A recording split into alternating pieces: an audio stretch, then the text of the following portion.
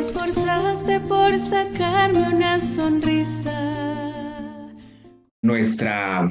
En nuestra vida siempre hay una semillita que desea siempre adorar algo. Cuando la Biblia llega a nuestro conocimiento, la Biblia llega a nuestra vida y nos muestra el camino verdadero para enfocar esa semilla que Dios dejó en nosotros desde que nos creó para poder adorar, pues ese paso es el correcto. Pero cuando nosotros nos vamos fuera del marco de la Biblia y esa semillita que Dios dejó en nosotros, el de querer adorar, si no está conforme a la Biblia, siempre nos descarriamos.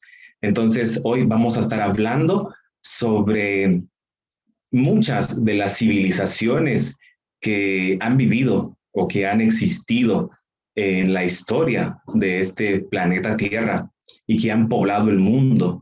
Vamos a registrar y vamos a revisar y vamos a hablar un poco cómo es que ellos adoraban, cómo es que ellos enfocaron sus pensamientos, su querer, su sentir y sus deseos hacia las distintas divinidades que en algún momento como civilización pues llegaron a creer. Cabe mencionar también, por ejemplo, para no ir tan lejos, por ejemplo, aquí en nuestro contexto, los mayas también tenían su sistema de adoración, no digamos los aztecas, no digamos también, por ejemplo, los incas. Cada civilización, por ejemplo, aquí en Mesoamérica, siempre tuvo un sistema de adoración y asimismo, por ejemplo, en los asentamientos antiguos, en lo que hoy conocemos como Europa, como Asia, también hubieron civilizaciones que pues tuvieron su sistema religioso. Pero hay un solo denominador común en cada sistema religioso de las distintas denominaciones o civilizaciones, ¿verdad? Hay un denominador común y ese es nuestro objeto de estudio la noche de hoy, poder encontrar y ver cuál es ese denominador común. Muy bien, quiero invitarles para que me acompañen en este estudio. Quiero yo comenzar con una cita bíblica.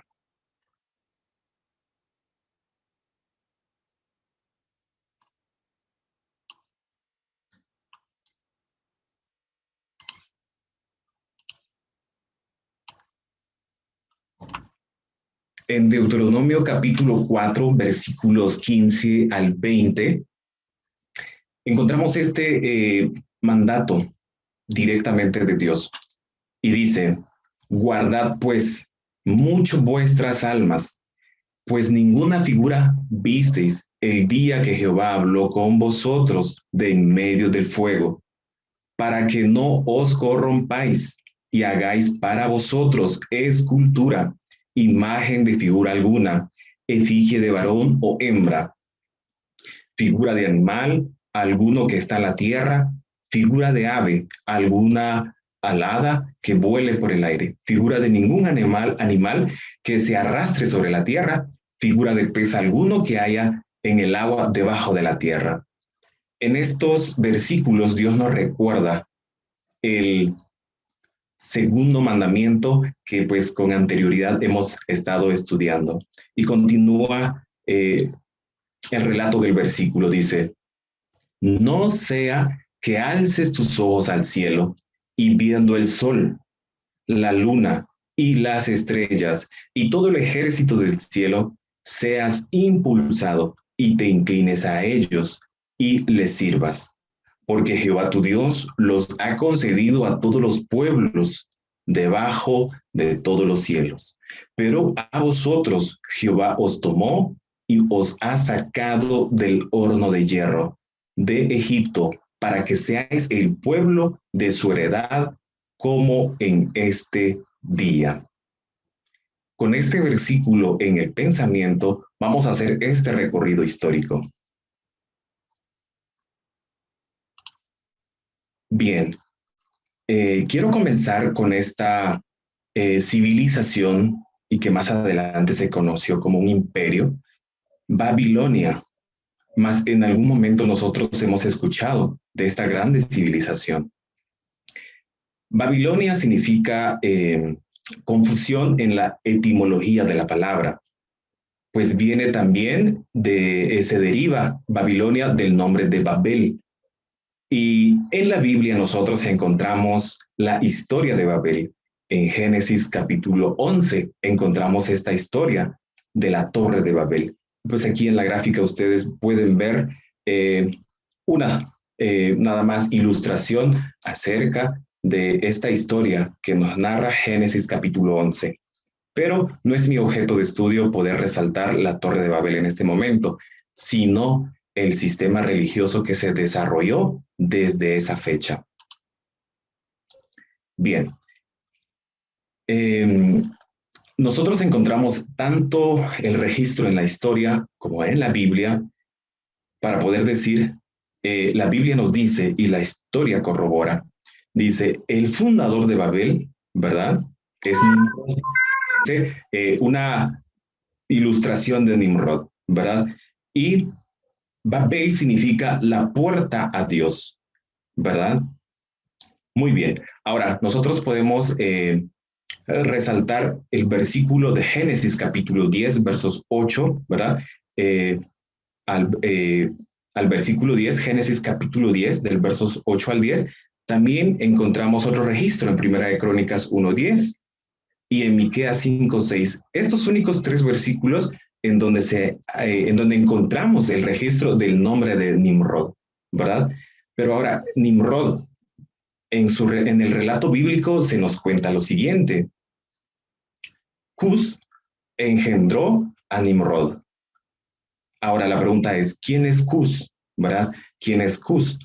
Cus es uno de los nietos de Noé. Recuerden de que Noé, en el relato bíblico, nos cuenta de que pues, tenía 3 hijos, Sem, Cam y Jafet. Recuerden la historia bíblica. Entonces, de Sem, de Cam y de Jafet se deriva toda la población postdiluviana, podríamos decir, acontecimientos después del diluvio. Entonces, Cus engendró a Nimrod, quien llegó a ser el primer poderoso en la tierra. Este fue vigoroso cazador delante de Jehová, por lo cual se dice, así como Nimrod, vigoroso cazador delante de Jehová, y fueron cabeceras de su reino Babel, Erec, Accad y Calné, ciudades en la tierra de Sinar. Muy bien, cabe destacar de que Babel, Erec, Accad y Calné, la historia los registra como la antigua Mesopotamia. Ahora bien, Mesopotamia es el asentamiento geográfico de la civilización babilónica. Aquí, entonces, es el nacimiento de una civilización que pues tuvo auge en la historia de la humanidad. Ahora, quiero resaltar algo de Nimrod. Cuando leí este versículo y entendía y decía, cazador delante de Jehová, ¿verdad? Y también resalta a Nimrod, ¿verdad? Como que si fuese alguien loable ante Dios. Este versículo me daba a entender esto. Este fue vigoroso cazador delante de Jehová, por lo cual se dice, así como Nimrod vigoroso cazador delante de Jehová. Como que si se resaltara una virtud, ¿verdad?, de Nimrod. Pero en realidad este versículo nos está refiriendo esta grandeza de Nimrod, no en el sentido bueno, sino que lo está resaltando en el sentido negativo, ya que Nimrod es el fundador, ¿verdad?, de un sistema religioso que pues se difundió en todas las civilizaciones, en todo nuestro planeta Tierra, pero que en sus orígenes y en su asentamiento, pues creció y se solidificó en Mesopotamia. es la ubicación geográfica de lo que se conoció a través de la historia como Babilonia. Muy bien. Algo más que podemos resaltar de Babilonia. Ellos tenían sus diferentes deidades, ellos tenían sus dioses, ellos tenían su forma de adorar, su forma de servir, su forma de hacer las cosas en cuanto al sentido espiritual. Como Babilonia viene de Babel, viene de Mesopotamia, de las ciudades que fundó Nimrod. Ahora bien, Nimrod en su apogeo, pues él creó este sistema religioso. Ellos empezaron a tener ideologías mitológicas. Y una de las principales ideologías mitológicas que se encuentra registrado en la historia de Babilonia es el dios Sol Shamash. En ese momento, Mesopotamia estaba repartido o distribuido geográficamente en varias partes.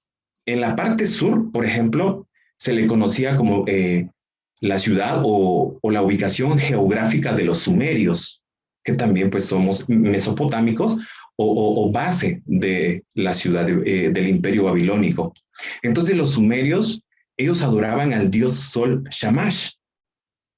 Y ahora bien, en cuanto al apogeo y crecimiento de Babilonia como tal, Shamash empieza a tener ciertas transiciones en su representación. En este caso, en cuanto a su escultura, imagen también, y también ocurre una transición en su nombre, pero más no pierde el sentido original del por qué se había puesto. En este caso, se le llamaba al dios Sol Shamash. Y pues en la Babilonia ya en su apogeo ya aparece Marduk, pero es una representación del mismo dios Shamash, ¿verdad? Entonces aquí encontramos las descripciones gráficas, ¿verdad? De estas divinidades. Por ejemplo, a Shamash se le presenta con un disco solar y aquí en la parte posterior de abajo, aquí en la partecita de abajo, no sé si ustedes lo logran ver, aparece ese disco solar, ¿verdad? Se le representaba como un disco solar de 8 puntas, ¿verdad? Siempre una identificación con el sol, o mediante una figura masculina de cuyos hombros emanaban llamas. En época posterior, su símbolo también fue una balanza. Encontramos a Marduk, ¿verdad?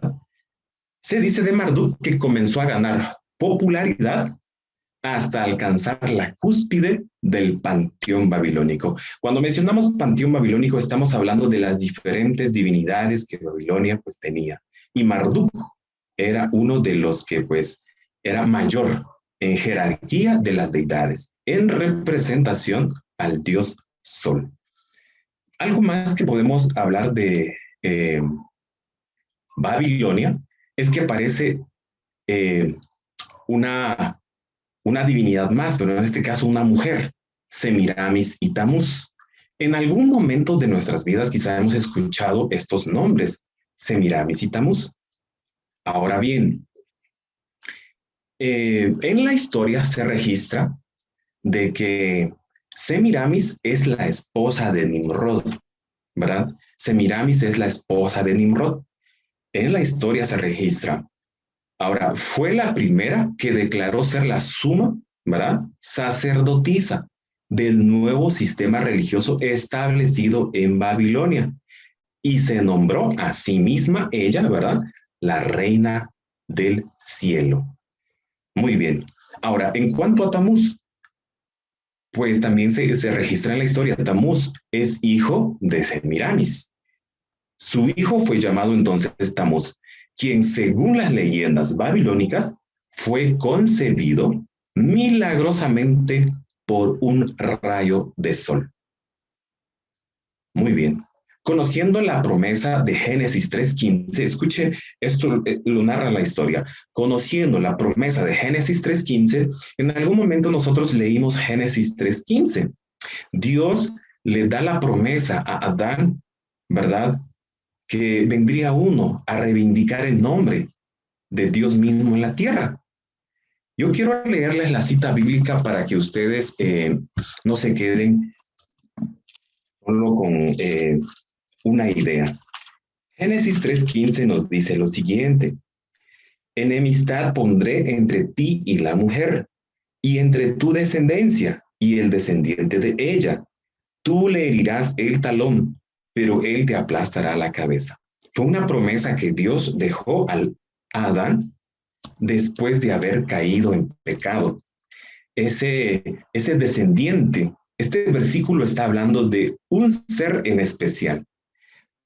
Y a partir de ahí, pues todas las mujeres empezaron a tener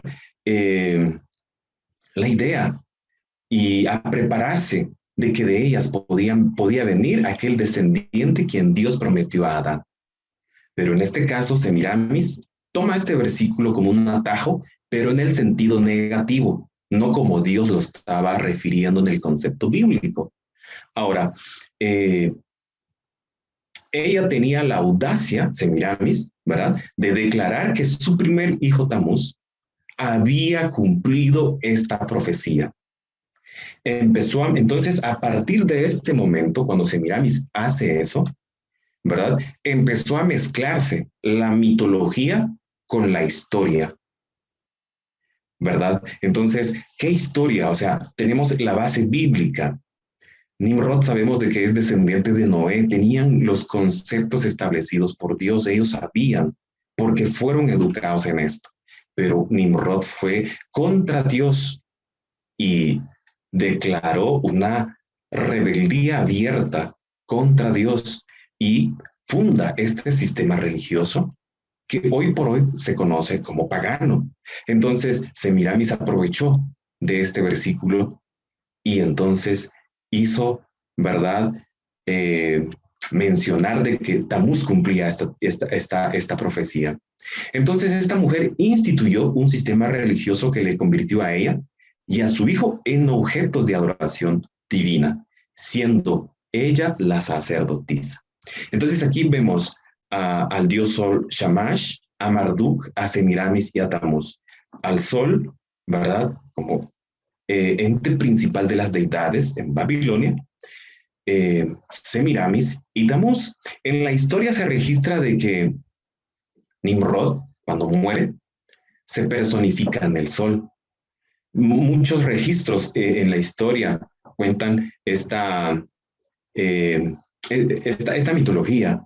Ahora bien, yo les comparto esto para que ustedes puedan también tomar unas conclusiones, pero a lo que quiero llegar es que veamos de que pues en Babilonia se adoraba al sol, teniendo sus deidades, a Semiramis, que se convirtió, ella misma se autoproclamó una deidad, y también a su hijo Tamuz.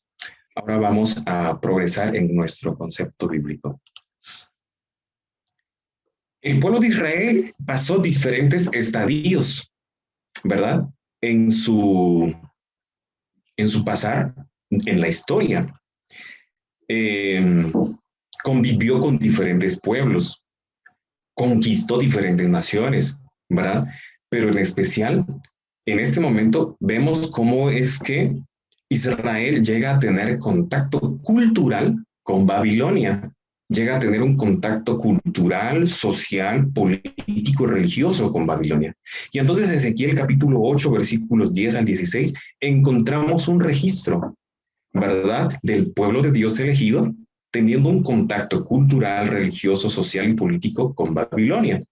Y dice el relato bíblico: entré pues y miré, y he aquí toda forma de reptiles y bestias abominables y todos los ídolos de la casa de Israel que estaban pintados en la pared por todo alrededor, y delante de ellos estaban 70 varones de los ancianos de la casa de Israel.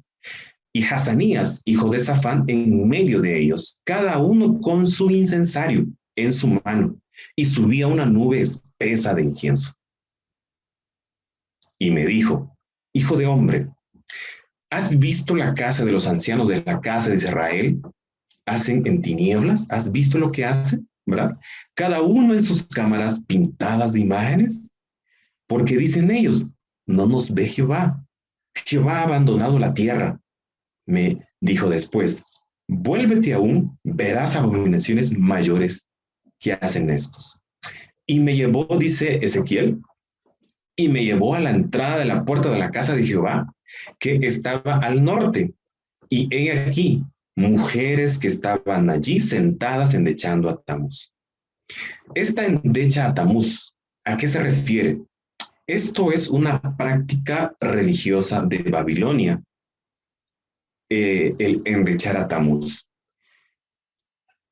En la historia de la vida de Tamuz se registra y cuenta de que Tamuz muere a causa del ataque de un jabalí. Entonces Semiramis, la madre de Tamuz, invita a sus sacerdotisas. Cuando yo menciono sacerdotisas en este contexto babilónico, no es el concepto de sacerdote que podríamos tener hoy por hoy o el que Dios instituyó en su sagrada palabra. Este concepto de sacerdotisas babilónicas se está refiriendo a mujeres que se prostituyen en la vida religiosa. Esas son las sacerdotisas que pues tenía Semiramis, siendo ella la que encabezaba todo.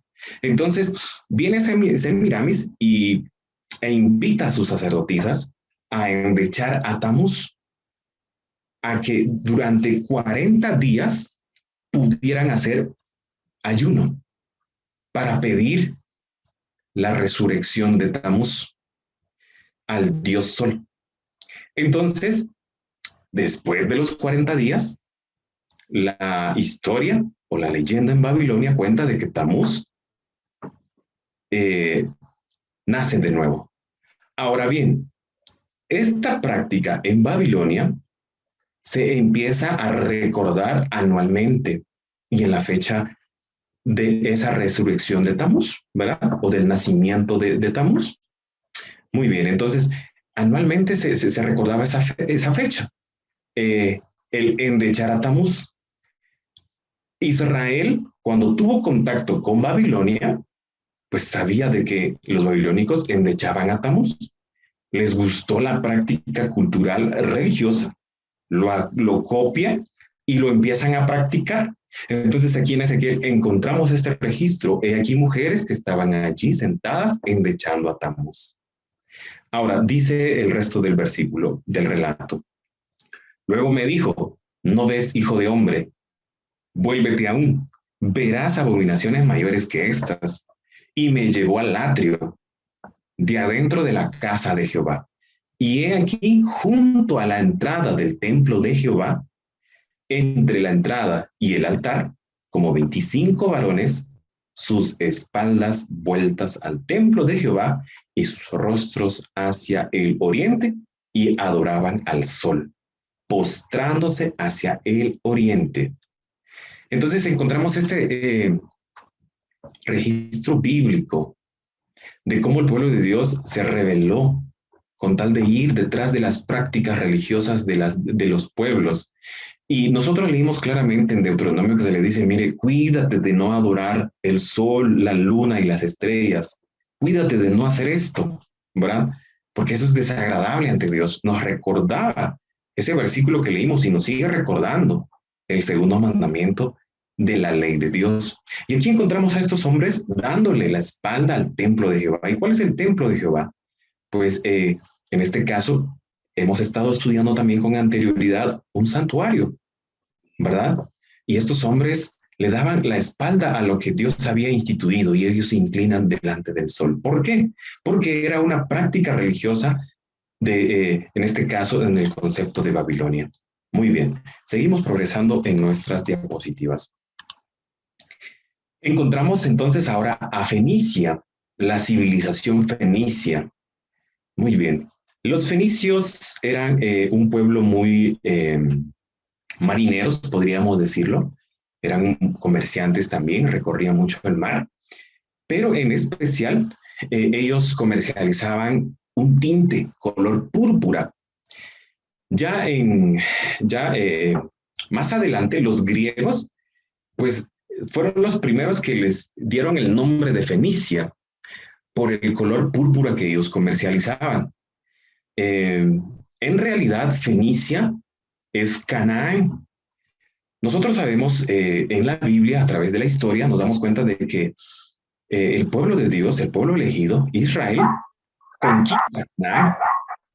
Entonces, Canaán, como tal, es Fenicia, es la civilización fenicia. Ahora, veamos qué ocurre en Fenicia de parte de, bueno, en el contexto de la adoración.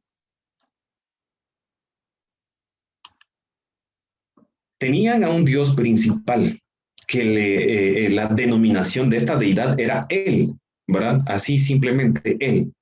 Así se llamaba la deidad, él. Ahora, cuenta de que en la mitología cananea, él, hablando de la deidad, era el nombre de la deidad principal y significaba padre de todos los dioses. Eso es en Canaán o los fenicios. En los hallazgos arqueológicos siempre es encontrado al frente de las demás deidades. En todo el levante mediterráneo, el Dios supremo, padre de la raza humana y de todas las criaturas, era denominado simplemente él. Incluso para el pueblo de Israel, que en algún momento pues también tuvo contacto con Fenicia, o sea, con los cananeos. Nosotros sabemos de que a través de la Biblia, en el libro de Josué, ¿verdad? Vemos la conquista que hace Israel cuando sale de Egipto, ¿verdad? A conquistar Canaán. Y Canaán estaba poblado por los cananeos, que actualmente los griegos, que más adelante los griegos le ponen como nombre fenicios. Entonces, pues tampoco Israel fue fiel en todo el sentido de la palabra cuando tuvo el contacto con la cultura, la religión, ¿verdad? De los cananeos, ¿verdad? Entonces, por eso es que resaltamos este comentario acá, dice que incluso para el pueblo de Israel, ¿verdad? Representaba él. También él, la deidad principal, ¿verdad? El padre de todos los dioses que le denominaban los cananeos, se le asociaba con el sol. Y era el que distribuía el tiempo teniendo bajo su control los años, meses, días y noches. Ahora bien, no solo nos quedamos con esta deidad, padre de todos los dioses, como lo denominan los cananeos. Nuevamente encontramos a dos deidades principales e importantes para los fenicios o cananeos. Encontramos a Astarot y Baal. Estos fueron deidades principales en las provincias de los fenicios. Entonces, por ejemplo, Baal es una antigua divinidad de varios pueblos y lo resaltamos en Asia Menor y su área de influencia, especialmente en Babilonia, con los caldeos, con los cartagineses, con los fenicios. ¿Quiénes son los fenicios? Son los cananeos, filisteos, los sidonios. Baal era el dios de la lluvia, el trueno y la fertilidad. Muy bien. Y encontramos a Astarot, ¿verdad? Astarot era una diosa de la fertilidad y del amor sexual. Fue deidad principal de los cananeos. ¿Por qué los mencionamos? Porque el pueblo de Dios tuvo contacto con los cananeos. Ahora bien, y en la Biblia se registra, ¿verdad? Canaán, uno de los descendientes de Noé, también. Ahora bien, en Génesis capítulo 10, versículos 15 al 19, encontramos lo siguiente. Canaán engendró a Sidón, su primogénito, a Het. Entonces, de aquí salen estos diferentes pueblos: el Jebuseo, el Amorreo, el Gergeseo, el Jebeo, al Araceo, el Cineo, al Arbadeo, al Semareo y al Hamateo. Y después se dispersaron las familias de los cananeos. El territorio de los cananeos iba desde Sidón en dirección a Gerar hasta Gaza y en dirección a Sodoma y Gomorra, Adma, Zeboim y hasta Laza. Miren, estos nombres aparentemente, pues a veces cuando nosotros leemos la Biblia, que como que no le encontramos sentido que por qué aparecen estos nombres, pero son importantes, que nos ayudan a poder llevar el registro histórico, ¿verdad?, de las diferentes civilizaciones. En este caso, todos estos nombres que aparecen acá, pues fueron los lugares que ocuparon los fenicios o los cananeos. Ahora, en Jueces capítulo 2, versículos 11 al 13, encontramos lo siguiente. Después, los hijos de Israel hicieron lo malo ante los ojos de Jehová y sirvieron a los Baales. Cuando tuvieron contacto con los cananeos, Israel cayó en idolatría y empezaron a servir a Baal, ¿verdad? Dios de los cananeos.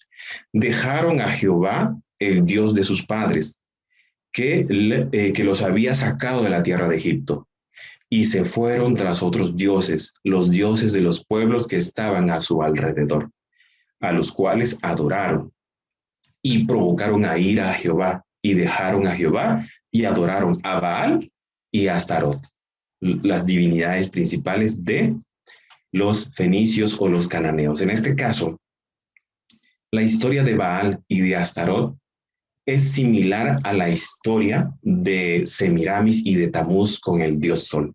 Es similar la narrativa que ellos utilizan. Muy bien. Más adelante, cuando terminemos de hablar de estas civilizaciones, vamos a ver cuál es el denominador común del que yo les estoy hablando. En Jeremías capítulo 7, versículos 17 al 18 encontramos: ¿No ves lo que estos hacen en las ciudades de Judá y en las calles de Jerusalén? Los hijos recogen la leña, los padres encienden el fuego y las mujeres amasan la masa para hacer tortas a la reina del cielo.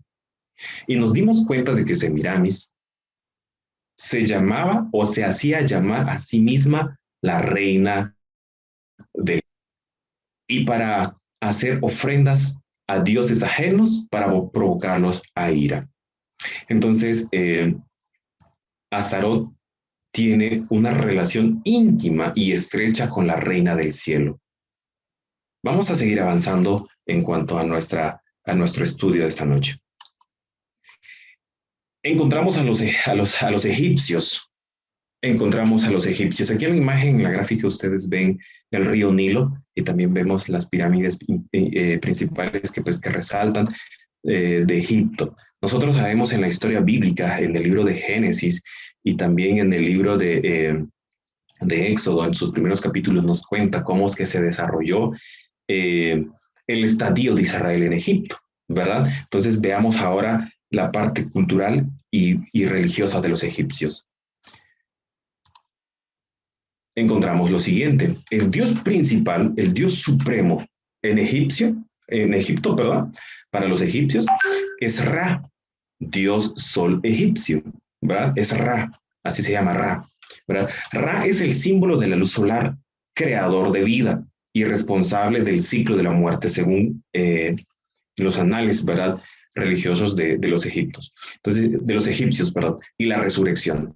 Ra podía asumir la forma que quisiera. En lo que más tomaba forma era en un pájaro. Entonces tomó la forma de un hombre y se convirtió en el primer faraón de Egipto. Ahora bien, cuando dice entonces tomó la forma de un hombre y se convirtió en el faraón de Egipto, es decir, los faraones eran la reencarnación mismo del dios Sol, Ra. Entonces, cuando José estuvo allá, cuando el pueblo de Dios estuvo allá bajo el dominio de los faraones, es decir, estaban bajo el dominio del dios Sol, porque Ra se personificaba en el faraón. Tenemos un referente histórico respecto a esto. En Génesis capítulo, ¿verdad? En Génesis capítulo 45, capítulo 41, versículo 45 nos dice lo siguiente respecto a la vida de José estando allá en Egipto. Y dice, y llamó Faraón el nombre de José. José sabemos de que es hijo de Jacob. Jacob se le denomina Israel, de donde viene el pueblo de Israel. Dice, y llamó Faraón el nombre de José, Safnat Panea, y le dio por mujer a Asenat. ¿Quién es Asenat? O sea, la que se dio como esposa para José. Asenat es hija de Potífera. ¿Y quién es Potífera? Potífera es sacerdote de On. Y salió José por toda la tierra de Egipto. Muy bien. Entonces ahora quiero hacer énfasis un poquito en el sacerdote de On, especialmente en Potífera. ¿Quién es Potífera? Dice que es sacerdote de On. ¿On dónde queda? Vamos a ver que es lo que dice en la Biblia. Entonces, un comentario respecto a On, encontramos de que On es la ciudad del gran templo del sol, que estaba a pocos kilómetros de Memphis, a la orilla oriental del Nilo. Más tarde, pues los griegos llamaron a esa ciudad Heliópolis. El templo del sol de On y su sacerdocio ejercieron una fuerte influencia sobre la vida religiosa egipcia durante muchos siglos. Entonces encontramos de que, bueno, José aquí no es que estaba eligiendo, sino que el faraón le ordenó pues que se casara con la hija de Potífera. Y en este caso, José tenía un suegro sacerdote que le servía al dios Sol. Pero no es que José también sirviera al dios Sol, sino que nosotros vemos el desarrollo de la vida de José de integridad y de fidelidad en todo el sentido de la palabra estando en Egipto. Muy bien.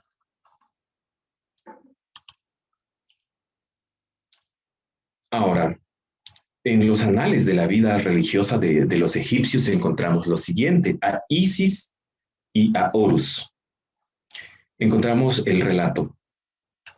Dice que como los faraones eran hombres, que pues ellos decían de que eran la reencarnación de Ra, pero los súbditos se dieron cuenta de que pues iban a envejecer, o el primer faraón iba a envejecer e iba a morir. Entonces, hubo una disputa entre los súbditos y Ra, o sea, entre el faraón, quienes estaban pues achacando de que iba a morir. Y Ra, siendo faraón encarnado, pues no quería morir. Entonces ocurre este relato, y pasa este relato, ¿verdad?, del que tenemos en la diapositiva. Isis es hija de Ra. Dice de esa manera: Isis se acercó con dulzura y le dijo al oído, cuando ya estaba en el lecho de muerte, Ra, o sea, el faraón, ¿verdad?, de los primeros faraones. Isis se acercó con dulzura y le dijo al oído: si me dices tu nombre secreto, podré hacer uso de mis poderes mágicos y podré sanarte. Ra respondió: yo soy el que hizo el cielo y la tierra, el que creó las aguas, los vientos, la luz, la oscuridad. Soy el creador del gran río Nilo. Yo soy Kepri, por la montaña, Ra al mediodía y Atum al atardecer. Es decir, los faraones, en cuanto al aspecto del sol, lo tomaban muy filosóficamente y también en el sentido espiritual. Estaba esta analogía de que el sol salía por la mañana, a mediodía estaba en su máximo esplendor y luego volvía a morir en la noche. Cada día nacía, al mediodía tenía su máximo esplendor y a la noche moría. Por eso es que el sol era una deidad importante para ellos. Por eso es que ellos creían en esto, ¿verdad? Creían en esto. Y entonces dice: Isis respondió: tú sabes bien, Padre Todopoderoso, que esos nombres son conocidos por todos. Lo que yo necesito, le dice Isis, para curarte es tu nombre secreto. Entonces, según la leyenda, ¿verdad?, o la mitología para los egipcios se dice: Ra la tomó de la mano y le susurró al oído: antes que mi nombre pase de mi corazón al tuyo, júrame que no se lo dirás a nadie, salvo al hijo que tendrás, al que llamarás Horus. Y Horus deberá jurar que el nombre permanecerá en él por siempre. No se lo debe comunicar ni a otros dioses ni a otro hombre. Entonces aquí aparece en la historia como protagonistas Isis y Horus, ¿verdad? Mencionamos a Ra, dios sol, mencionamos a Isis y a Horus. Muy bien. Ahora llegamos a Grecia. En la imagen ustedes ven un areópago que era un tribunal supremo de justicia para los griegos, y esto es lo que ustedes ven en la imagen. Más adelante tenemos un relato bíblico respecto al Areópago. Muy bien. Para los griegos, nosotros encontramos Helios, el dios Sol. Ahora, Helios, ¿quién es? Helios también es conocido como Titán, o sea, el más grande de todos los dioses. Los griegos lo llamaban así. Es la personificación del Sol para los griegos, ¿verdad? Es la personificación del Sol. Helios era imaginado como un hermoso dios, coronado con la brillante aureola del Sol, que conducía un carro por el cielo cada día hasta el océano que circundaba la Tierra y regresaba por hacia el este por la noche. Entonces aquí nosotros tenemos una descripción gráfica, ¿verdad? Esto lo podemos encontrar también en los diferentes museos, en esculturas. A medida que pasó el tiempo, Helios fue cada vez más identificado con el dios de la luz, Apolo. Su equivalente en la mitología romana era el Sol. Helios tenía un equivalente en la mitología romana, el Sol, y específicamente Sol Invictus. Muy bien. Entonces, Helios era el titán de los dioses, era el padre de todos los dioses en Grecia. Nuevamente encontramos a dos divinidades importantes para los griegos. Puede tener diferentes denominaciones estas dos deidades, Afrodita y Eros, y se le puede acuñar diferentes también características, pero son las mismas deidades, y los vamos a nombrar como Afrodita y Eros. Afrodita tenía sus propios festivales, las afrodisias, que se celebraban por toda Grecia, pero particularmente en Atenas y en Corinto, ¿verdad? De hecho, nosotros tenemos el registro bíblico de que Pablo pues, les escribe dos cartas a los de Corinto, a los hermanos de allá, pues que de alguna otra manera tuvieron que decidir a favor de Jesús y dejar todas estas prácticas que los griegos en su apogeo, ¿verdad? Pues habían impuesto como divinidades, ¿verdad? Entonces dice el texto, en el templo de Afrodita ubicado en la cima de Acrocorinto. Esto significa antes de la destrucción romana de la ciudad en el 146 a.C. Ahora bien, pues las relaciones sexuales con sus sacerdotisas eran consideradas un método de adoración a la diosa. Este templo no fue reconstruido cuando la ciudad se refundó bajo dominio romano en el 44 a.C., pero es probable que los rituales de fertilidad perdurasen en la ciudad cerca del ágora. Ahora, la adoración de Eros era poco común en Grecia, más antigua, pero más tarde llega a estar muy extendida, fue adorado fervientemente por el culto a la fertilidad. Y ustedes podrán indagar un poquito más, ¿verdad? En la historia respecto a Afrodita y a Eros, pero eran divinidades importantísimas para los griegos. Ahora, más adelante en la historia del Nuevo Testamento, encontramos el registro en Hechos, en la Biblia, en Hechos capítulo 17, versos 16 al 24, y también resalto el 29 para el estudio de esta noche. Dice el relato, mientras Pablo los esperaba en Atenas, ¿verdad? Pasó algo que en Tesalonicenses, pues Pablo tuvo que salir, tuvo que escapar, tuvo que ir, y pues hubieron personas encargadas y se lo llevaron a Atenas. Entonces ya estando Atenas allá, dice, Pablo los esperaba. Mientras Pablo los esperaba en Atenas, su espíritu se enardecía viendo la ciudad entregado a la idolatría. Atenas. Hoy actualmente Atenas es conocido como la capital ¿de dónde? De Grecia, ¿verdad? Hoy actualmente.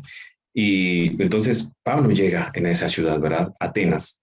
Entonces, ¿qué pasó con Pablo? Dice que su espíritu se enardecía viendo la ciudad entregada a la idolatría. Es decir, lo que narra la Biblia es cierto y la historia nos lo corrobora, ¿verdad?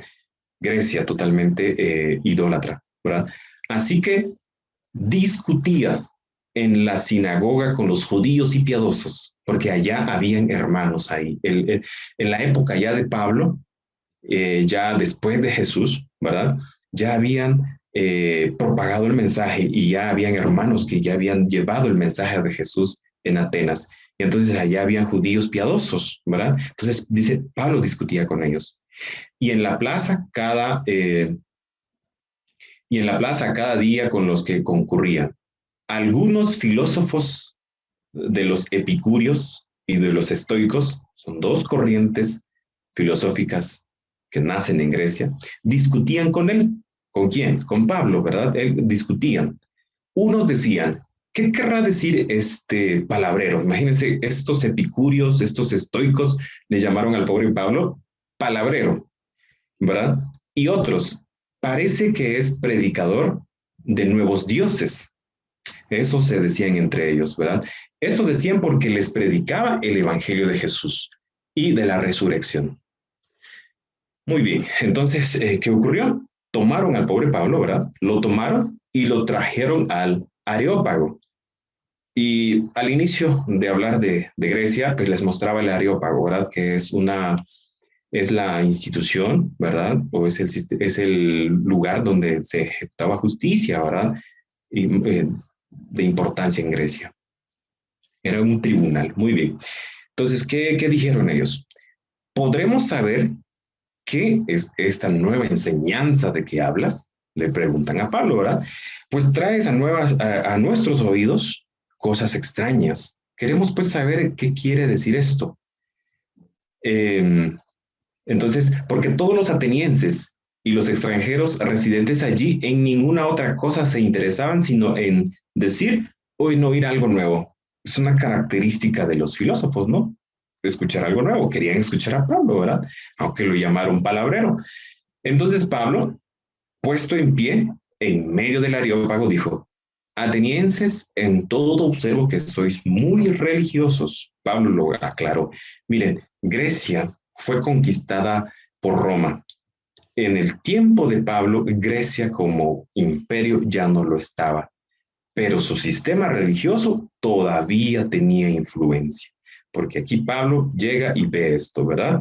Entonces les dice a ellos, en todo observo que sois muy religiosos, porque pasando y mirando vuestros santuarios, hallé también un altar en el cual estaba esta inscripción, es decir, Pablo ya había recorrido la ciudad, ya había visto todas las deidades que ellos tenían ahí, ¿verdad? Y entonces Pablo dice de que encuentra un altar y ese altar tenía esta inscripción, dice Pablo. ¿Y qué inscripción tenía ese altar? Decía en ese altar, al Dios no conocido. Es decir, en Atenas había un altar, ¿verdad? Que pues del cual, como filósofos, al menos también se mencionaba un Dios no conocido. Pablo lo vio, ¿verdad? Y fue lo que usó en su defensa, ¿verdad? Cuando lo llevaron en este tribunal.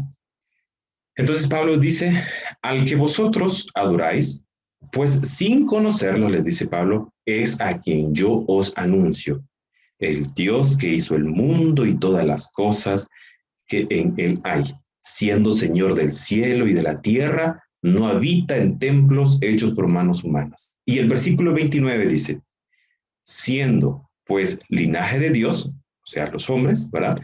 No debemos pensar que la divinidad sea semejante a oro, o plata, o piedra, escultura de arte y de imaginaciones de hombres. Entonces, el relato en Hechos sigue desarrollándose, pues Pablo sale de Atenas. Pero este es un hecho dentro de la Biblia que nosotros encontramos referente a Atenas, Grecia. Bien, ahora queremos hablar de la civilización romana. Vemos en la gráfica, ¿verdad? No sé si ustedes reconocen, pero es una gráfica muy, pues, muy reconocida. Creo que se recordarán el Coliseo Romano. Encontramos también el área donde pues, se ubica Roma, ¿verdad? Y vemos el busto de Constantino. No sé si habrán escuchado de Constantino, pero vamos a desarrollarlo en nuestra en nuestro estudio. Bien, Roma, siendo imperial, ¿verdad? Empieza el apogeo de Roma en el 146 a.C., en el año 146 a.C., y como Roma imperial como tal, termina en el 476 después de Cristo, ¿verdad? Eso lo encontramos en la historia. Roma, en su sistema religioso, al igual que Grecia, porque Roma es quien conquista a Grecia, y entonces, pues Roma también como tal tiene su sistema religioso. Y ahora bien, ellos, a Helios, quien era el titán, el dios principal de los griegos, ahora ya no lo llaman Helios, ahora ellos lo llaman Sol Invictus. Ahora ya los romanos son más como que más directos, ¿verdad? Y les llaman Sol Invictus. Entonces, ¿qué hablamos de Sol Invictus? Fue un culto religioso hacia una divinidad solar en el Imperio Romano. Y en el 274, o sea, en el año 274, el emperador Aureliano convirtió en oficial el culto al Sol Invictus, ¿verdad? Junto a las otras tradiciones romanas. Anteriormente, los sacerdotes del Sol, ¿verdad? Siempre habían sido, ¿verdad? De bajo rango. Pero cuando Aureliano, ¿verdad? Convierte Sol Invictus como como un culto oficial hacia él, ¿verdad? O sea, ya lo proclama, ¿verdad? Proclama al Sol Invictus. Entonces, los sacerdotes de bajo rango, pues que con anterioridad ya servían al Sol, es decir, el Sol ya se adoraba en Roma, ¿verdad? Pero ahora viene el emperador y le da mayor auge. Entonces, ahora los sacerdotes cobran mayor poder y ahora son llamados, ¿verdad? Ahora fueron pontífices y miembros del nuevo colegio de pontífices instaurado por Aureliano. Muy bien. Aquí estamos, en este contexto, estamos hablando de Roma imperial como tal, en su más puro aspecto, ¿verdad? Entonces, tenían a sus sacerdotes que oficiaban en los templos del sol, ¿verdad? En este caso los denominaron pontífices. Y en Roma aparecen nuevamente dos personajes importantes o dos deidades importantes, Venus y Cupido. En la mitología romana, Cupido, el dios del deseo amoroso, según la versión más difundida, es hijo de Venus, la diosa del amor, la belleza y la fertilidad y la madre, y de Marte, perdón, el dios de la guerra. Se le representa generalmente como un niño desnudo y alado, con los ojos vendados y armado de arco, flechas y aljaba. Su equivalente en la mitología griega era Eros. Es decir, esta práctica religiosa romana pues es adoptada de Grecia. En Grecia sabemos de que estaba Eros, también un dios de la sexualidad, y ahora lo encontramos aquí en Roma como Cupido, ¿verdad? Creo que Cupido sí lo hemos escuchado y Venus también lo hemos escuchado en nuestro contexto actual. Bien, hemos hecho un recorrido de diferentes civilizaciones.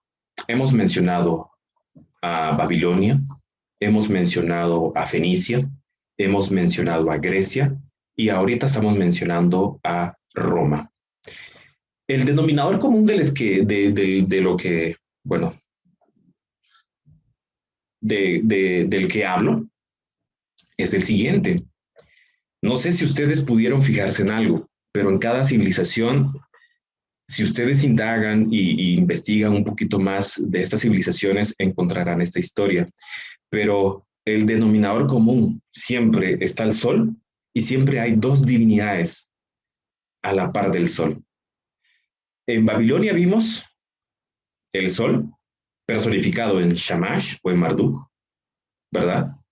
Y vimos a Semiramis y vimos a Tamuz como una triada, ¿verdad? En Fenicia vimos al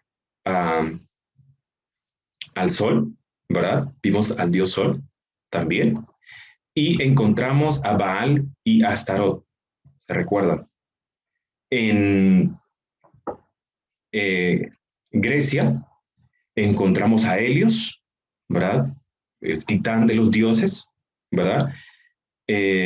Y encontramos a Eros y a Afrodita. Ustedes recuérdense, Afrodita y Eros. Ahora, en Roma encontramos al Sol Invictus y encontramos a Venus y a Cupido. Ahora bien, esto es en estas civilizaciones, pero en las demás civilizaciones de las que no mencionamos también estaban estas deidades principales, siendo que desde Babilonia nació este sistema religioso. Es decir, el sol siempre está en la adoración en las civilizaciones. Ahora, lo que va cambiando son los nombres. Por ejemplo, en Babilonia se llamaba Shamash o Marduk, en Fenicia se llamaba El, en Grecia se llamaba Helios, en Roma se llamaba Invictus, Sol Invictus, pero es la misma divinidad, solo que con diferente nombre, con diferente denominación. Quizá las civilizaciones bien le pudieron poner algunas otras características diferentes a las otras, pero son la misma representación.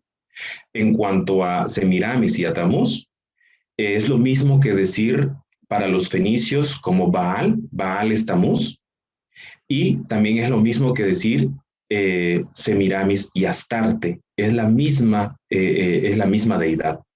Para los griegos, decir Afrodita y decir Eros, Eros es el mismo Tamuz y Afrodita es la misma Astarte o la misma Semiramis. Es decir, solo cambian los nombres. Para Roma, Semiramis es Venus y Tamuz es Cupido. Entonces, este es el denominador común, solo es que va cambiando los nombres, solo que va progresando, va pasando diferentes transiciones. Bien, las civilizaciones le pudieron poner algunas otras características para resaltar más esas divinidades, pero es lo mismo. Ahora, en Roma termina su apogeo como imperio en el año 476 después de Cristo y surge algo que pues no se esperaba. Entonces, vamos a ver el siguiente dato histórico. Esto lo dice la historia.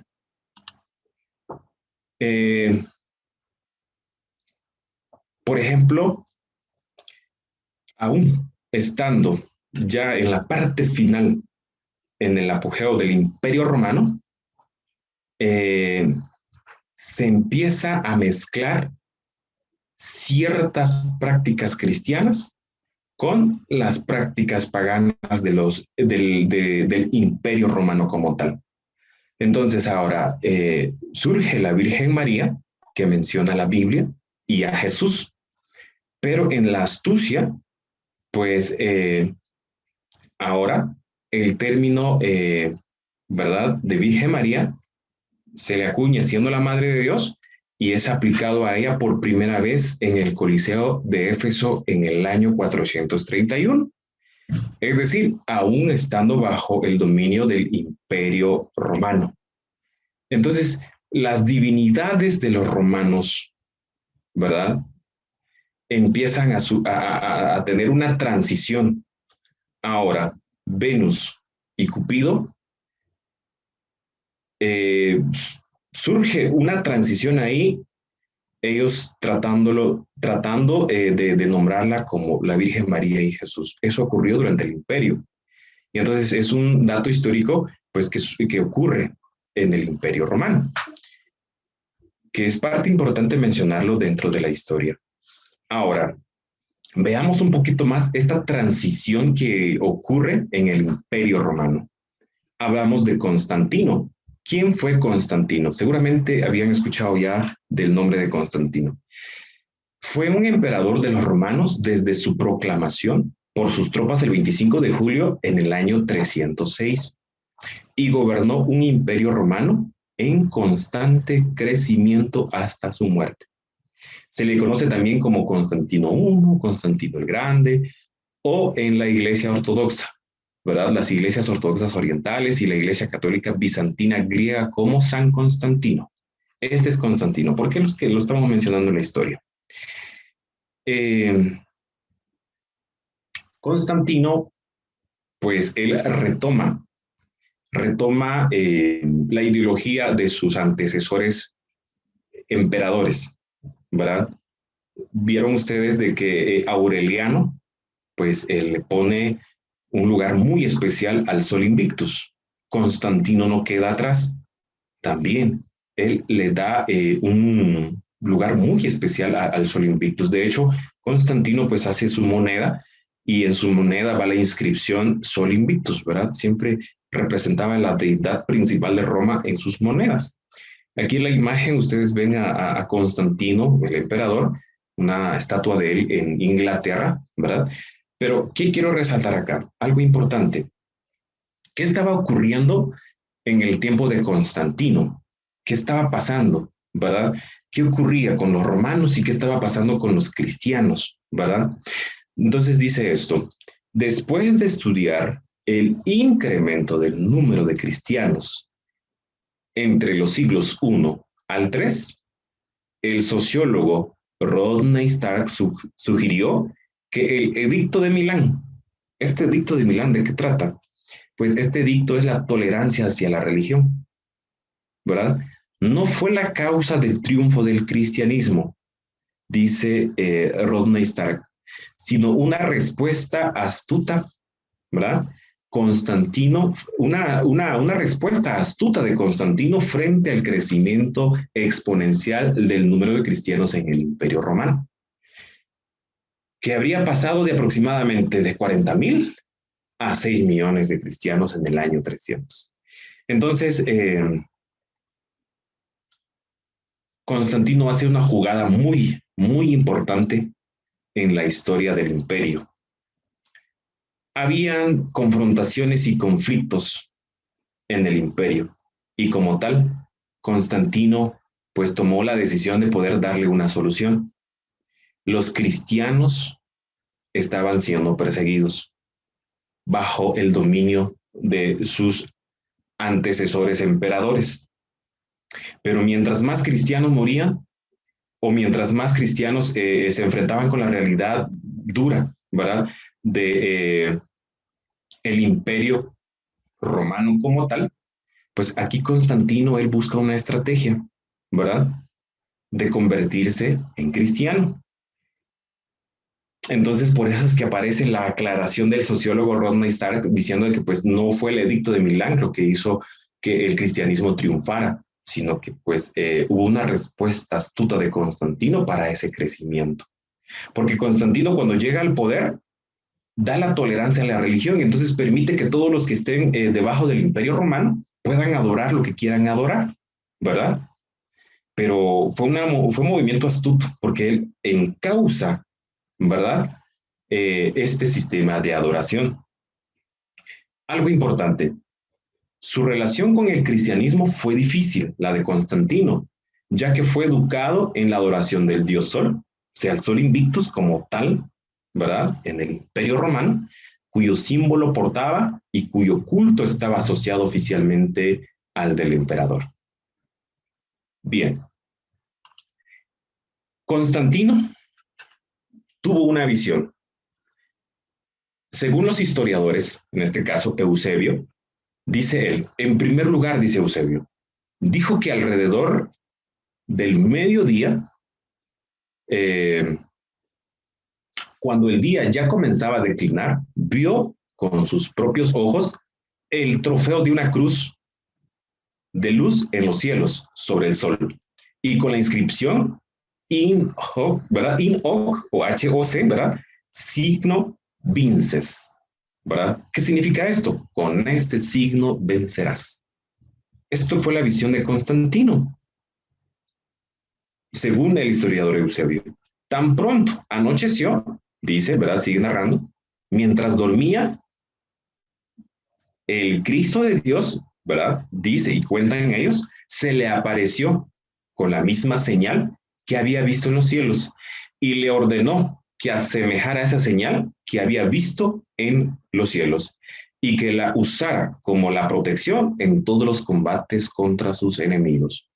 Es decir, cuando Constantino estaba tomando el liderazgo en el Imperio Romano, también habían otros personajes que querían tomar el liderazgo en el imperio. Entonces había una cierta disputa también, eh,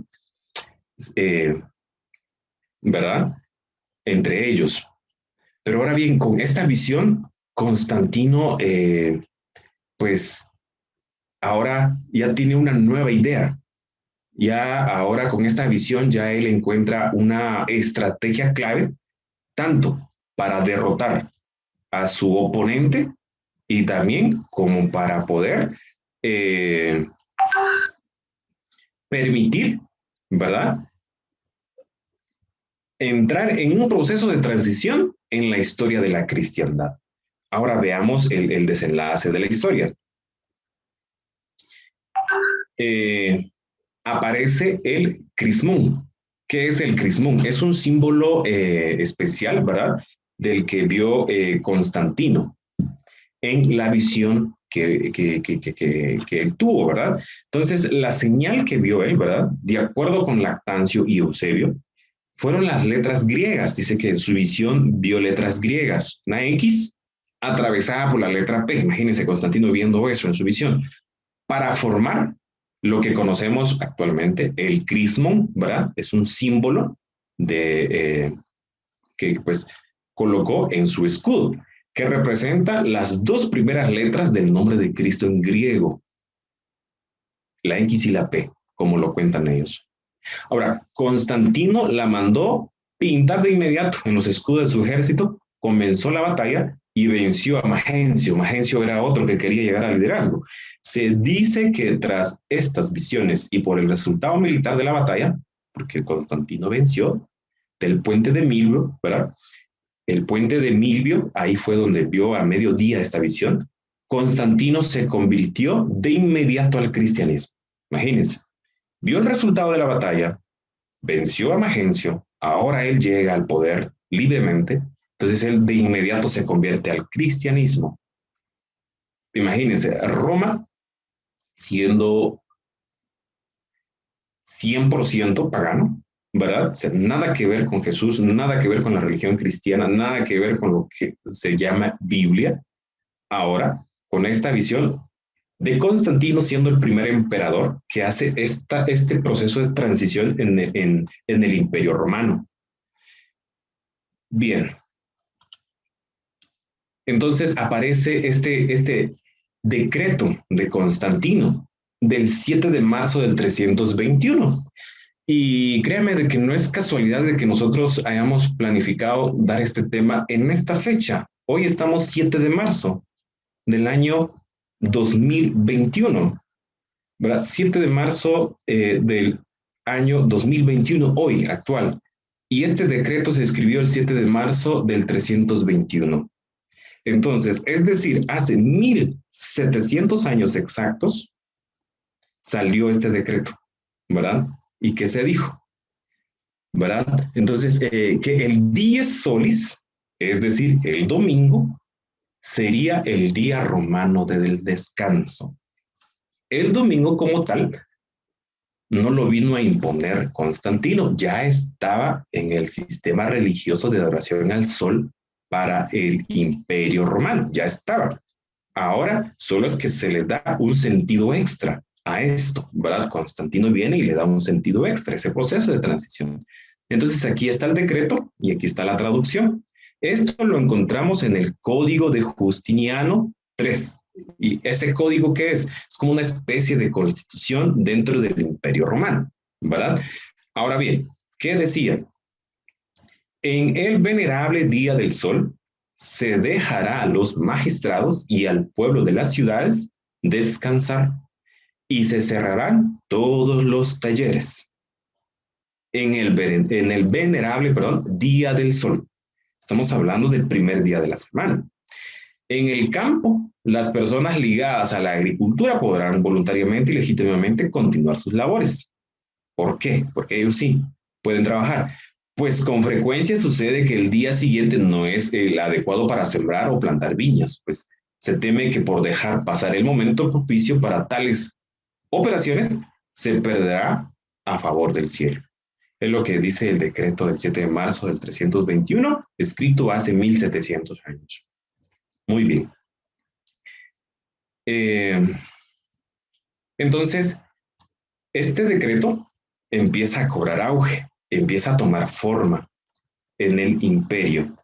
Ahora, los romanos estaban acostumbrados a adorar divinidades, a adorar sus dioses. Ellos en cada día tenían la posibilidad de adorar al dios que querían, pero en especial los romanos habían nombrado un dios para cada día. En Roma como tal, aún no había pasado este proceso de transición del que decreta Constantino. Roma ya en el primer día adoraba al sol. O sea, el primer día de la semana para ellos ya era reconocido como día del sol. Lunes en honor a la luna, martes en honor a Marte, miércoles en honor a Mercurio, jueves en honor a Júpiter, viernes en honor a Venus, ¿verdad?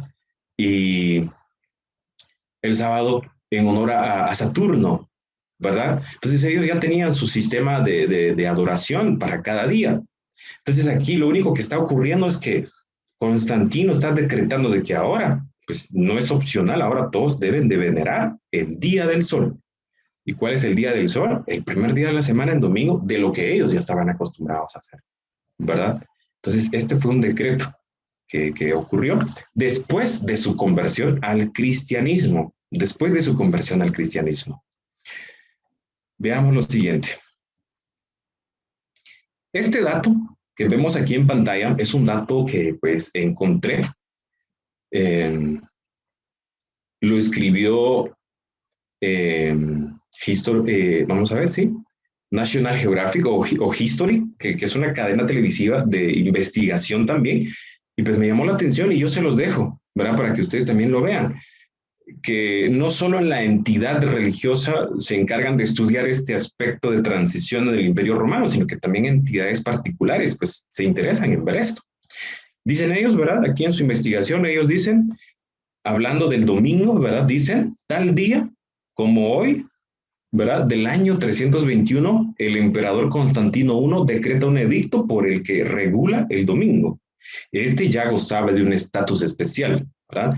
Ya que durante el siglo III era conocido entre los romanos como Dies Solis, el Día del Sol, jornada semanal dedicada al Sol Invictus, el dios principal de los romanos, divinidad pagana que había cobrado especial importancia en el culto imperial.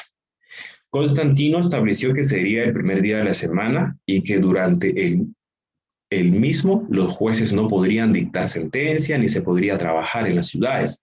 Sí se podría, sin embargo, desarrollar las faenas agrícolas, ¿verdad? Aunque tradicionalmente se ha querido ver en esta ley una muestra de cristianismo, ¿verdad? Del emperador, la ley no beneficiaba especialmente, ¿verdad? O específicamente a la iglesia. Esta medida tuvo muy poca repercusión en la práctica, aunque suele ser considerada el primer antecedente histórico del descanso dominical. Pues este es un dato que les dejo, ¿verdad? Pues de particulares que también se encargan de estudiar esto, ¿verdad? Bien, ahora vamos a empezar a ver un poquito más de sustento, ¿verdad? De este cambio, de ese proceso de transición que ocurrió en el Imperio Romano, de ese proceso de transición. Voy a hacer una pausa acá y voy a retroceder un poquito de lo que hemos estado hablando para que ustedes puedan entender lo que a continuación vamos a seguir platicando. Es importante recordar de que esta práctica que sembró Nimrod con su esposa Semiramis y Tamuz, la adoración al sol, la adoración a la madre y al hijo, pues ha trascendido en la historia, Nos dimos cuenta cómo es que las diferentes civilizaciones viene, aunque cambiando de nombres, cambiando de forma, cambiando de características, pero es lo mismo. Y llegamos hasta la vida de Roma como imperio. Ahora bien,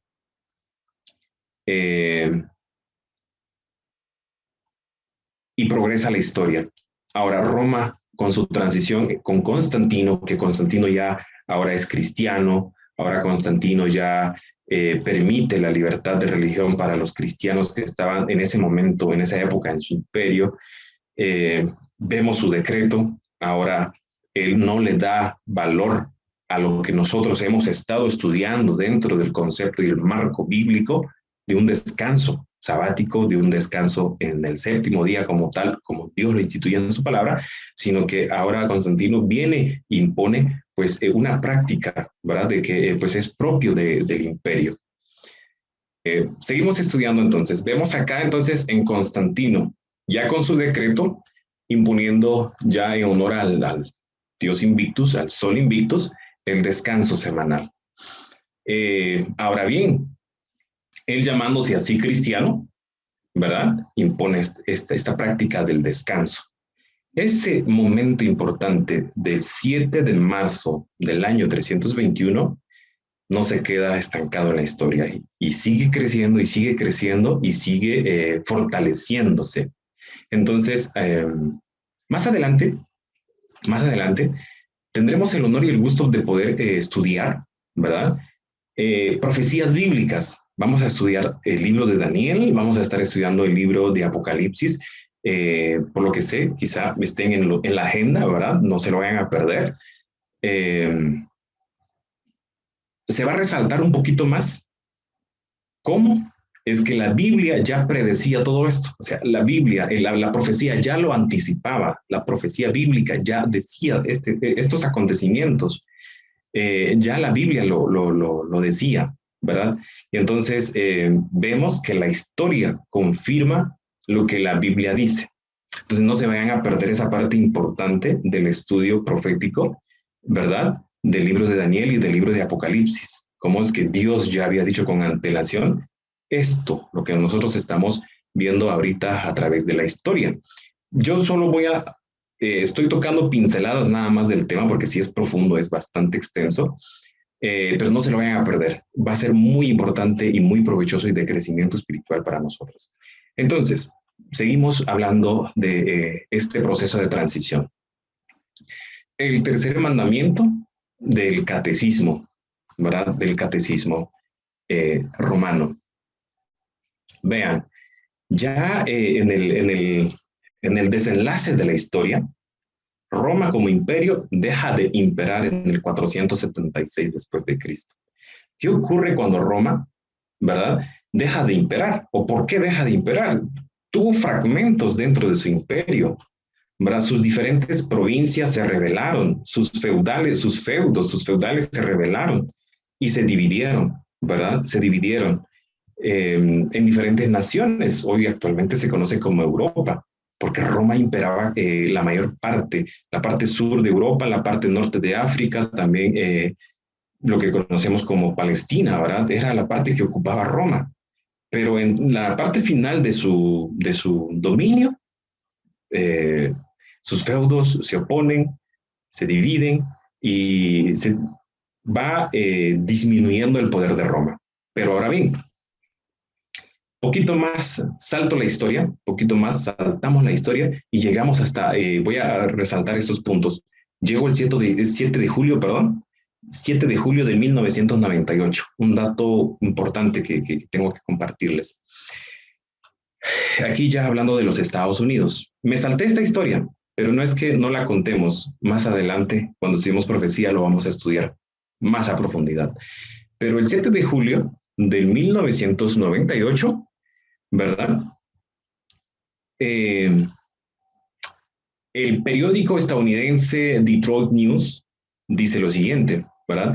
Relata acerca del Papa Juan Pablo II, ¿verdad? Que emitió una severa advertencia diciendo que los de la denominación, ¿verdad? Mencionada, católicos, dice, deberían poner el domingo en un lado para la adoración. El periódico sigue relatando que el pontífice utilizó su discurso semanal del domingo desde su ventana en la plaza de San Pedro para instar a los miembros de la iglesia de sacarse tiempo para santificar el sábado. Y aquí aparece entre comillas, ¿verdad? Pero a continuación descubrimos a lo que se refiere con santificar el sábado. El periódico sigue relatando así. el Vaticano espera emitir una carta apostólica del Papa, destacando aún más el tercer mandamiento. Cartas apostólicas son incorporadas a las normas de la Iglesia. El periódico, sigue citando al Papa. En obediencia al tercer mandamiento, el domingo tiene que ser santificado. Entonces, la mencionada carta apostólica, ¿verdad? Con el título Dies Domini, fue escrita por el Papa Juan Pablo II y salió el 31 de mayo del año 1998. Es decir, 7 de julio se dijo que iba a salir la carta, ya el 31 de mayo, pues, del mismo año ya sale. Este documento trata sobre la santificación del domingo e intenta justificar bíblicamente la santificación del domingo. En el párrafo 18 de la mencionada carta también habla del domingo como el tercer mandamiento. Muy bien.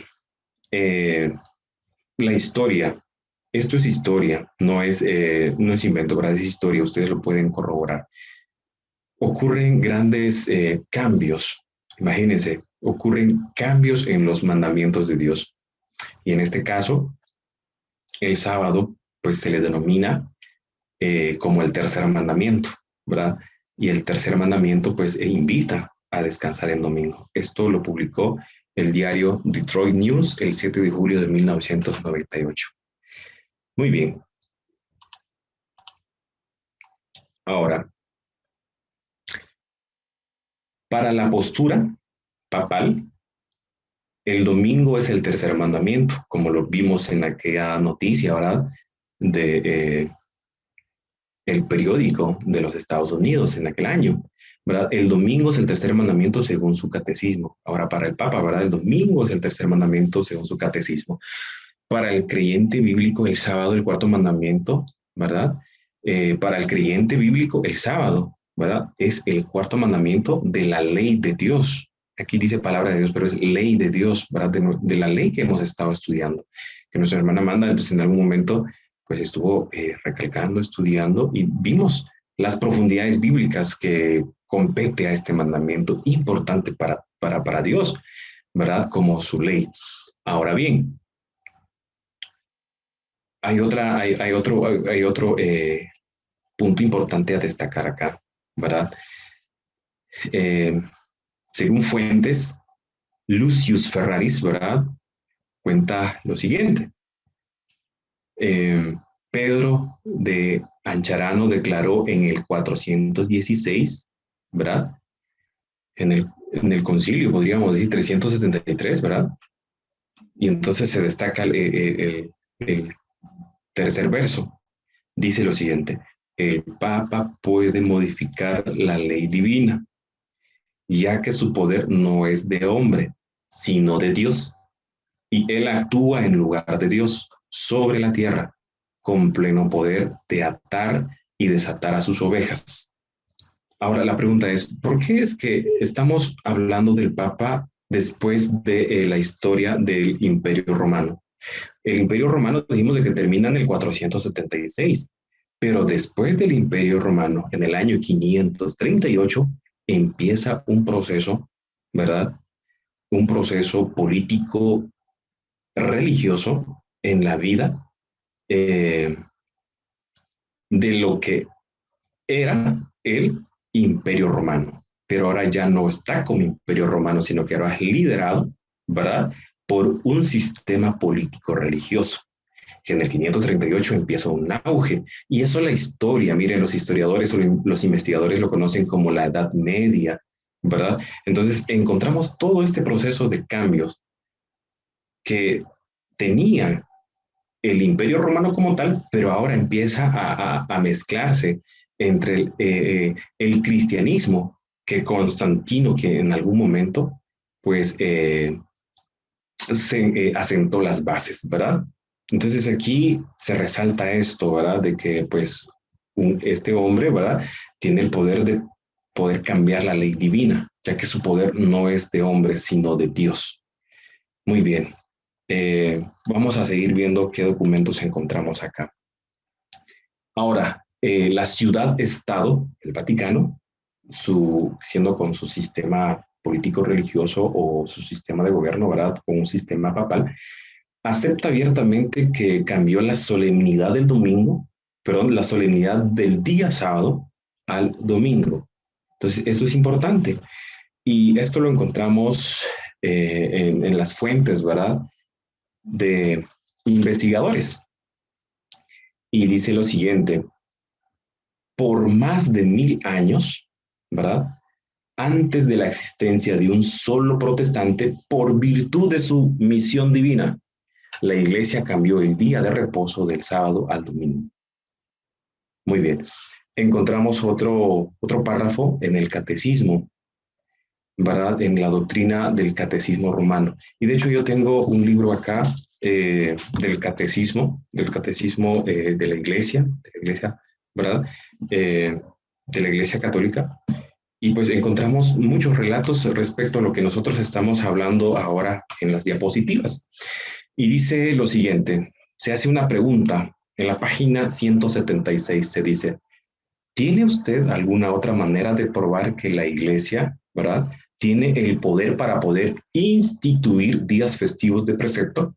Y la respuesta que se da en esta página de la doctrina del Catecismo, ¿verdad?, se dice: si ella no tuviese semejante poder, no hubiera podido hacer todo en lo cual los religiosos modernos están de acuerdo con ella.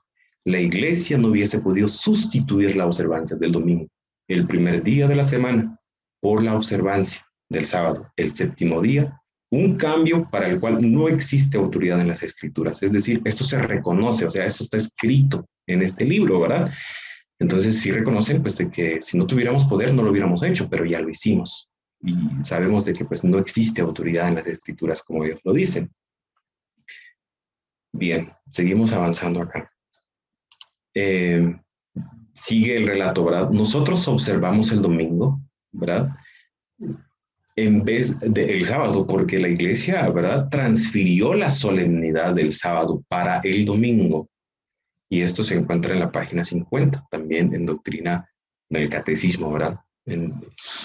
Dice lo siguiente: el papado, ¿verdad?, considera la santidad del domingo como su marca de autoridad, porque en el año 364 después de Cristo, esta institución cambió la adoración del sábado al domingo, ¿verdad? Y aquí están las fuentes, ¿verdad? Yo se los dejo en pantalla y en algún momento yo les voy a compartir las diapositivas para que ustedes vayan y vean las fuentes, ¿verdad?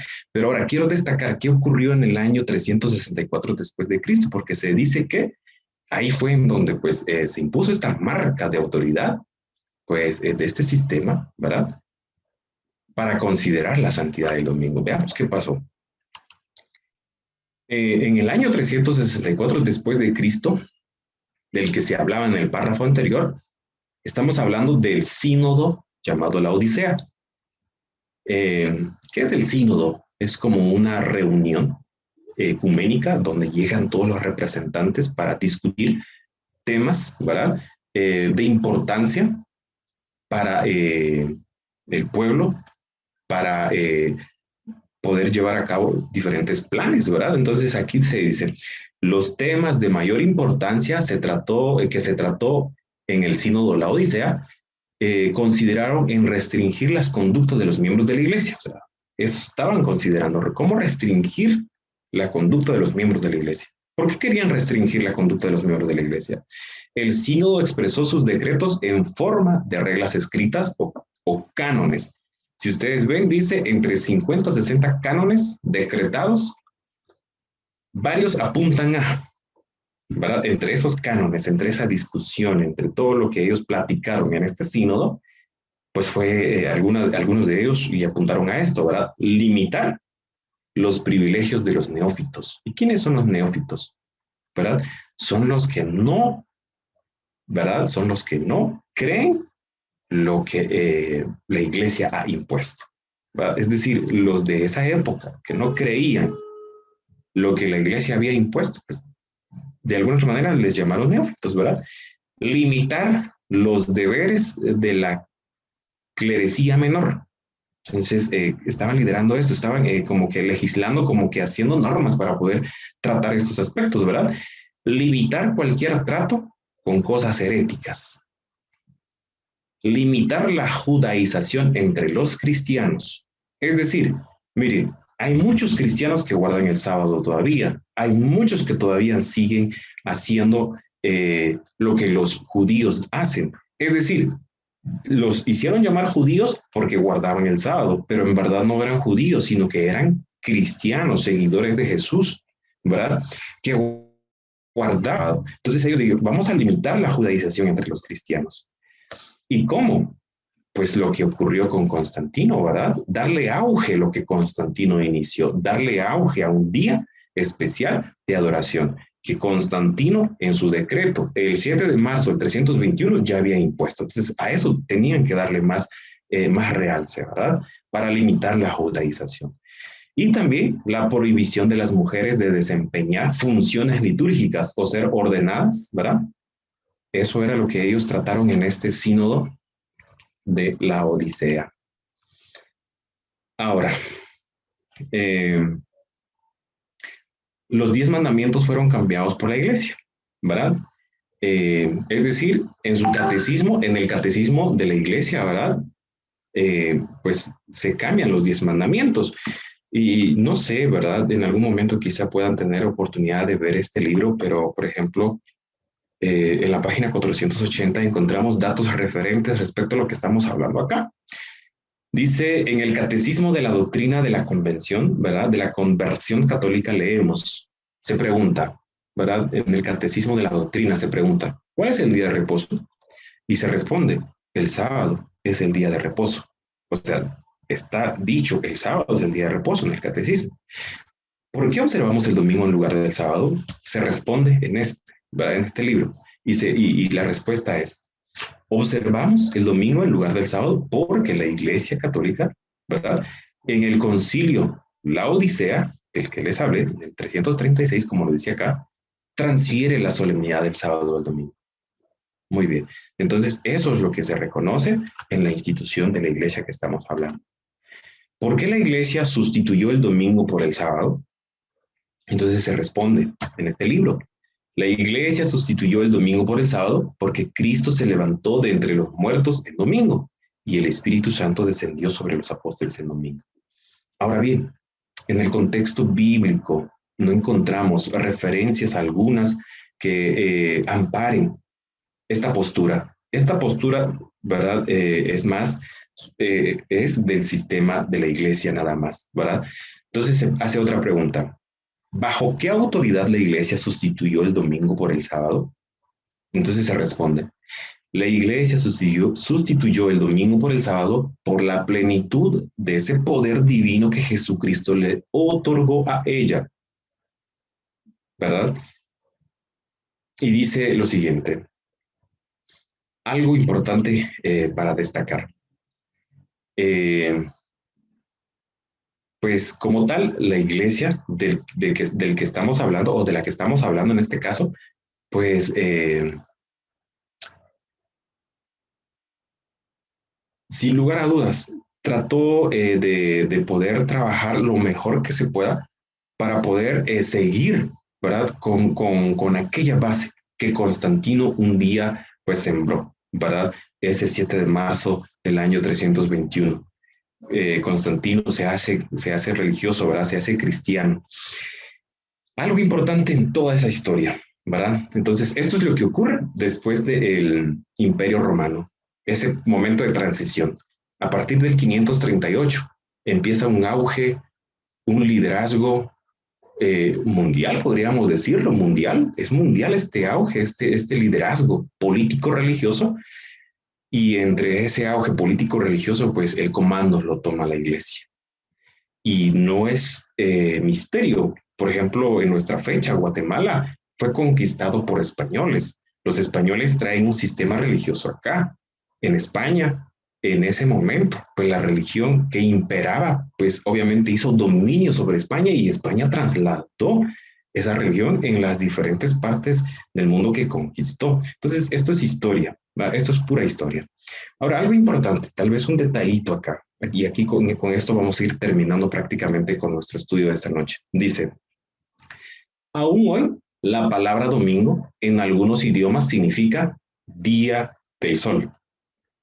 Por ejemplo, en inglés, Sunday, creo que eso no es algo nuevo para nosotros, ¿verdad? Sunday en inglés y en alemán, Sonntag, ¿verdad? Que todavía lleva esta parte de sun, sol, de día, Song, que es sol, y Tag, que pues que día, Song, que es, perdón, sí, el sol, y Tag, que es día. Entonces en alemán, día del sol. Ahí estamos. Con esto, ¿qué es lo que estamos diciendo con esto? Vean, desde que empezamos con Nimrod y venimos hasta nuestra época, vemos de que ha trascendido la cultura que ha impuesto Nimrod en adorar al sol, en adorar a la reina del cielo y al hijo. Vemos que en la historia se ha querido hacer, vemos que en la historia ha habido transiciones. Ninguna de las demás civilizaciones que mencionamos tomaron al cristianismo para poder hacer una transición entre su liderazgo político mundial.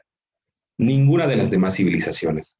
Esto ocurrió específicamente en Roma, por eso es que le dimos un poquito más de énfasis para que viéramos la historia, ahora viéramos la historia, la parte histórica.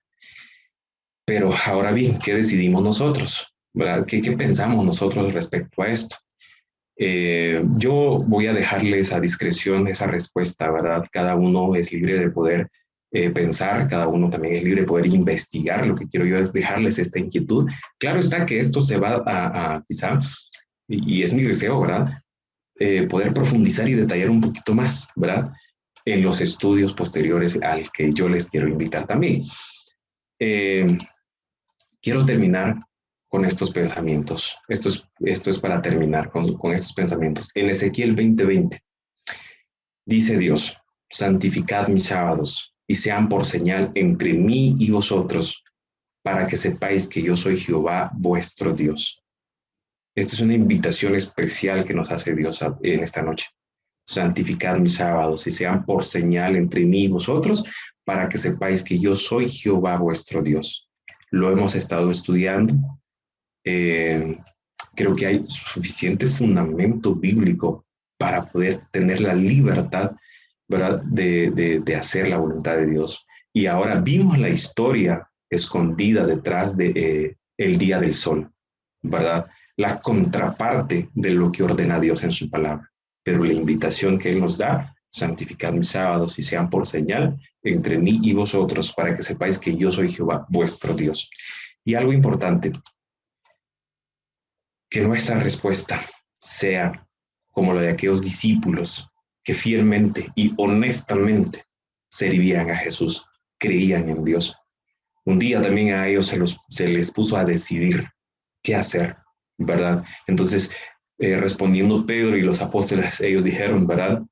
Es necesario obedecer a Dios antes que a los hombres. Tenemos nuestro libre albedrío.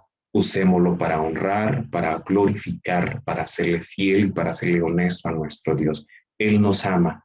Él no es como los hombres que vienen y nos señala y nos critica y nos hace. No, Él nos ama, nos da esta invitación. Hoy todavía tenemos este tiempo para poder meditar, para poder pensar. Viene a mi mente en este momento algo que pasó en la vida de los apóstoles. En Hechos capítulo 2, Pedro y los discípulos estaban predicando, ¿verdad? Estaban predicando y el mensaje llegó en el corazón de los oyentes. En Hechos capítulo 2 se narra esta historia. Y en Hechos capítulo 2, 38, de los que estaban oyendo y les dice, ¿y ahora qué haremos? Le preguntan a Pedro. ¿Y ahora qué haremos? En Hechos capítulo 2, versículo 38 dice, ¿ahora qué haremos?